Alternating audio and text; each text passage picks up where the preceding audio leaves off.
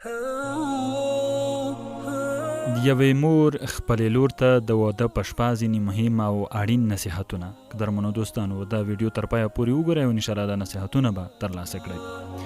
یوه مور خپلې لور ته د واده په شپه داسې وویل: ګرانې لورې، ته د هغه کور څخه جلا کېږي چې په هغه کې پیدا شوي یې، او هغه ځالګۍ پرېږدي چې په هغه کې لویه شوي، او داسې کور ته ورځې چې در معلوم هم نه دی، او داسې ملګري سره ژوند کوي چې کوم مخکینی الفت او پیژندنه نه ورسره لري. نو زما څخه دغه څو خویونه زده کړه چې دا به ستا د نوي ژوند دپاره نیکبختي او کامیابي در وبخي. لومړی، د خپل خاوند سره په پوره قناعت ژوند او ملګرتیا کوه. دوهم، د خپل خاوند سره په اطاعت، فرمانبردارۍ او خبر اورېدلو سره ژوند کوه.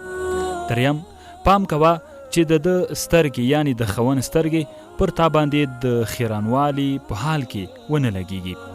څلورم، د ډوډۍ خوړلو وخت یې وپېژنه، ځکه د لوږې حرارت اوربلونکی دی.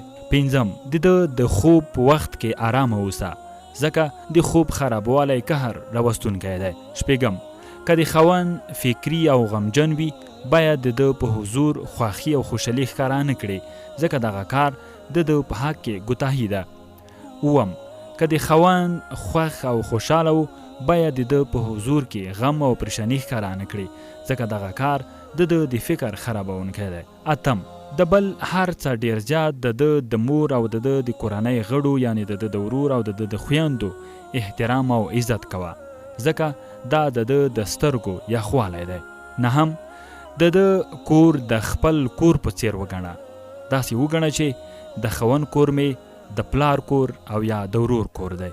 لسم، خاوند عزت دی د بل هر چا ډیر زیات کوه، تر څو دی هم د ستا عزت د بل هر چا ډیر ګران وکي او د بل هر چا ډیر ور باندې ګرانه شي.